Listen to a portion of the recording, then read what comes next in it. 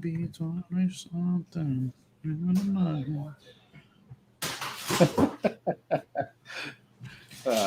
Yeah, I know that we're not supposed to take off seasons, but man, I've enjoyed taking a little bit of a break lately, like away from football. And obviously, I'll watch the game tomorrow night and stuff. But yeah, even then, I was writing the championship preview, and I'm just like, I'm not really as excited about it as I usually am. Hopefully, Georgia wins. So hopefully, let's do something different. All right, I'm ready to go whenever you are. Okay, man.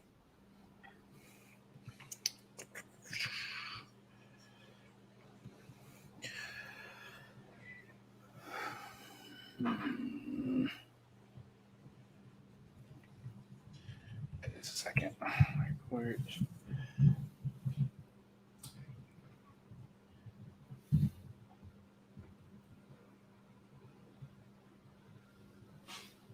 Information. Okay. All right. Good morning, everybody. Welcome up. This is the Daily Draft Report, your daily dose of prospect information for the NFL Draft. Today, me and my guest are going to go over Treylon Burks, the wide receiver from Arkansas, 6'3", 225-pound junior. Beast of a wide receiver. Beast. My guest today is Mr. Felix Sharpe, co-founder of Campus to Canton. How you doing this morning, Felix? I'm doing very well. Good to be with you, DJ Beast Mode. I am your geese today, and I can't. I'm gonna be have fun. Let's do it, man.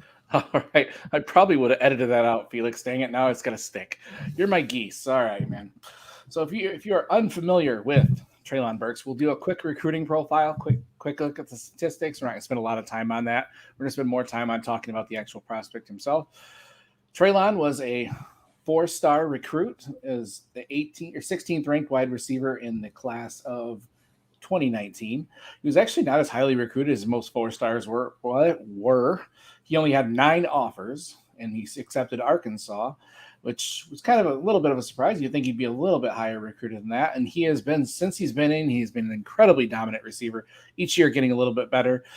This year, in his junior season, he had 67 grabs for 1,120 yards, 11 touchdowns, and he also rushed 14 times for 112 yards and a touchdown. Did not get any awards, anything like that this year. He was just kind of, just an awesome receiver. But, in the leagues, in today's college, those statistics are, not much to scoff at. So real quick look at the analytics of it. His dominator rating each year has gotten higher. His sophomore year, his dominator rating was over 30%. So you like to see that. And this year was almost 50% of his teams. So his dominator rating is obviously not anything to look at. Felix, I saw earlier today, you posted a look at one of our statistics too regarding Treylon. Yeah, well, let me stop you there. Yards per team pass attempt, receiving market share, weighted dominator rating, adjusted yards per team play. Treylon Burks, for his 3 years at Arkansas, he's above the line. If you look at the graphs that Jarek Backus produces at campus2canton.com, he's above the line for all of those things. And that line representing players, I believe, that have scored a top 24 season in the NFL. So ask me what all of those things mean, those analytics, what they mean. I'm not going to be able to tell you. I just know that he favors well when compared to his peers, and that he's above the line in all of those categories. So if you look at the film, if you look at analytics, this is a top tier prospect.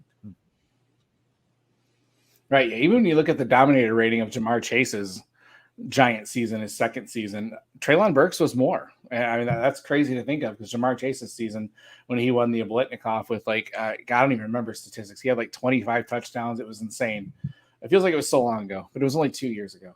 So anyways, Felix, we're going to get into the questions here. We're going to talk about Treylon Burks. What traits and attributes does he possess that you think will make him successful in the NFL? I don't want to reinvent the wheel here. Back in 2018, when he was coming out of high school, Gabe Brooks out of 24/7, if you're in Debbie circles, you know this name. He wrote a profile on Treylon Burks. And you tell me which one of these things isn't accurate today. Natural physical tools and athleticism to be a 4-star caliber recruit on either side of the ball. This guy could have played linebacker. He could have been safety. Check. I think that's still true. Possesses unique combination of size and athleticism. Check. As a receiver, owns outstanding size and mass. He's 6'3", 225. Check. Shows good high pointing skills thanks to large frame and impressive ability. Check. I mean, it sounds like we're reading an evaluation of him today. Flashes good initial burst and top end speed, especially relative to size. This is somebody who's going to go run around a 4.5-ish or probably sub 4.5 at 6'3", 225 pounds. Check. Encouraging hand-catching ability considering lack of full-time reps at wide receiver. Treylon Burks has size 5XL hands. He has to get specially made gloves. Strong with the ball. Difficult to tackle in the open field. Flashes home run hitting ability. Adjusts to the ball in flight. Lacks ideal lateral fluidity. Not slow off the line, but it can improve quickness and decisiveness at the snap. I mean, I think all of those things still apply to Treylon Burks, but quite frankly, in a class that's very deep at wide receiver, he might possess the highest upside because of that athleticism. I think what we're seeing here is another, and I'm sorry I keep hitting the microphone here, is another DK Metcalf evaluation. Like, he might not do well in your 3-cone or something like that, but right. He is the best size adjusted athlete in this class, regardless of position. When I'm considering the running backs, quarterbacks, wide receivers, tight end, the skill position players, I don't think that there's going to be a better size adjusted athlete at any skill position. And you can tell me if you think I'm wrong. You can tell me if you think, Chris Olave is a better size adjusted athlete, or if you think, David Bell is a better size adjusted athlete, or Isaiah Spiller, or somebody. I think that it's Treylon Burks number 1, and it's not particularly close. Right, especially the wide receivers. I could see like one of the defensive guys, like Kayvon Thibodeau, might be a better, but I mean, he can't do what Burks can do. So, anyways, you see a lot of the people, what they say negative about Burks is these guys just don't succeed at that size anymore. Like even Metcalf is tailing off this year. I don't think that's necessarily because of talent. So what do you think could hold him back? What could be stand in his way of being a monster in the NFL? I think potentially landing spot. I mean, that's the same for any prospect where landing spot could potentially hold him back. I think Treylon Burks is someone who can get open deep, but at the same time, you want to be able to throw to him when he's covered. So I think about the gunslingers in the NFL. Matthew Stafford, Jameis Winston. I want him with that type of player. Zach Wilson. I want him with that type of player. I don't want him with Marcus Mariota, the quarterback on the Alex Smith, the quarterback on that spectrum. Somebody who's going to play it safe. I want someone who's going to be dangerous, but at the same time, I think that he has some Deebo Samuel to his game where you can throw him bubble routes, bubble screens. You can throw him jailbreak screens. He's too big to line up in the backfield, but he ran for 100 yards this year. He had like 14 carries for 100 yards. So you can run him on jet sweeps, but I want someone who's going to give him opportunities to make contested catches like he did against Alabama this year. Like, this is somebody who can go up and get the ball. He doesn't need to. He doesn't have to rely on that. That's why I don't think that he is N'Keal Harry per se. And so what can derail him? I think it's potentially landing spot. We want him with a quarterback who's going to, like, that's where we get that wide receiver 1 ability, those touchdowns where they're going to throw it up to him in the red zone. They're going to throw it up to him. We saw Joe Burrow throw it up to T. Higgins last week. I don't know when this is going to be released, but week 17 of the NFL season. He was essentially double teamed on a seam route along the left numbers, and Joe Burrow threw it up to him. Like, I want a quarterback to have the confidence in Treylon Burks to do that, and not Jared Goff. I don't think Jared Goff would be great for Treylon Burks. Somebody who's going to check it down, throw it up to this man, and let him come down with it. Right. Yeah, I'll post a video along with this when I drop it. There was 2 plays when I was actually watching.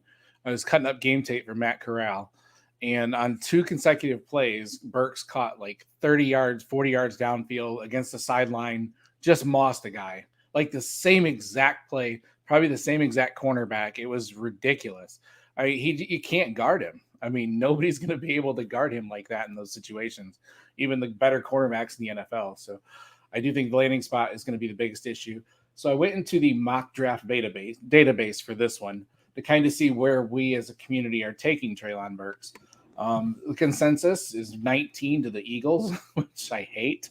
But in a lot of mock drafts, they have him going right around that area to the Eagles, 25 to the Bills, 29 to the Chiefs, which would be kind of not nice to the rest of the NFL. A lot of them going to the Lions too. So Chiefs, Lions, Eagles, I see that a lot.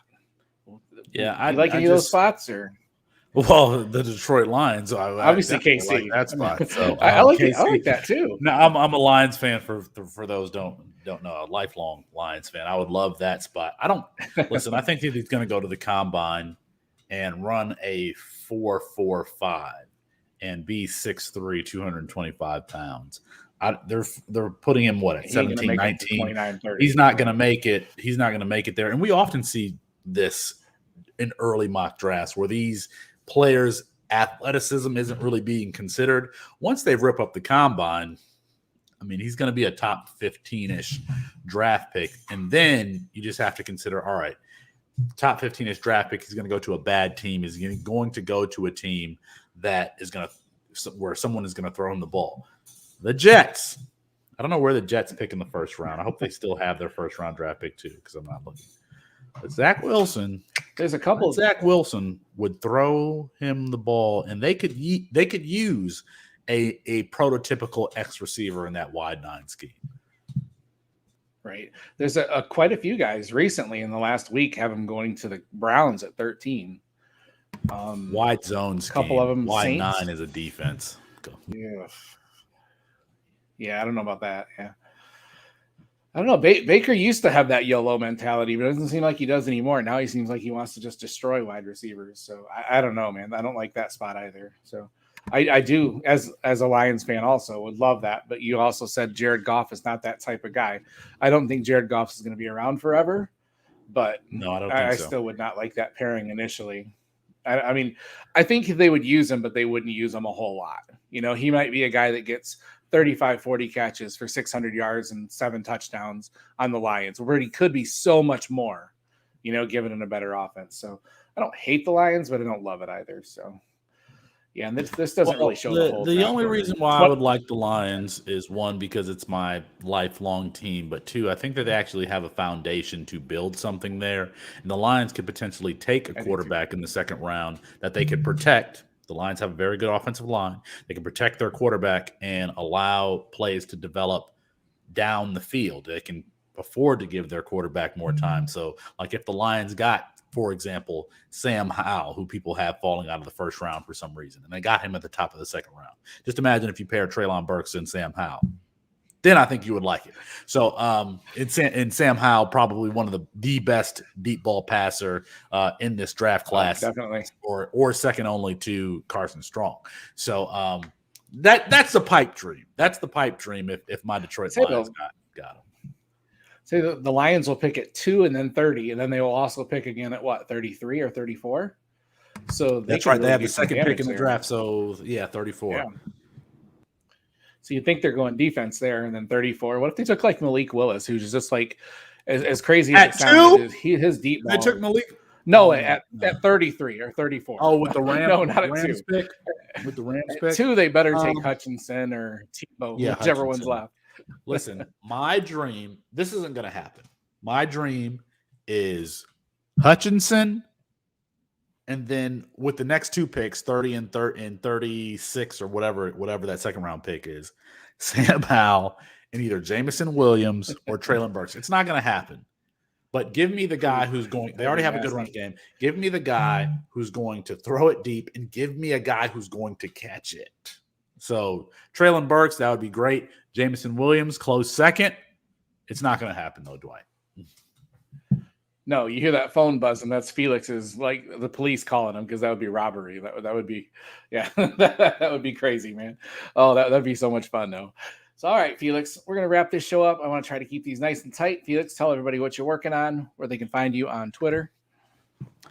You can find me at Just be it. Sharpe Review. That's Sharpe with an E on Twitter. I generally write for campus2canton.com, the only website dedicated to the Campus to Canton format exclusively. I actually wrote something today. Today is Sunday, week 18, on the hottest name in recruiting circles. So that will be published somewhere in the next couple of days, either at campus2canton.com or somewhere else. But if you follow me at Sharpe Review, Sharpe with an E, then you'll find out where and who that recruit is. Dwight. Very important information here.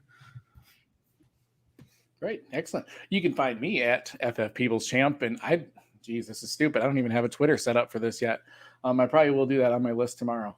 So I'll cut that out, but I do not have a Twitter set up for this yet. I've got the logo, the music, everything, all that stuff. But shout out to Elliot Chris, who, yes, I remember this podcast back in the day, and I remember even tweeting at him about whether he was starting it up. But shout out to Elliot, Chris, and Dwight. Congratulations to you for carrying on that legacy.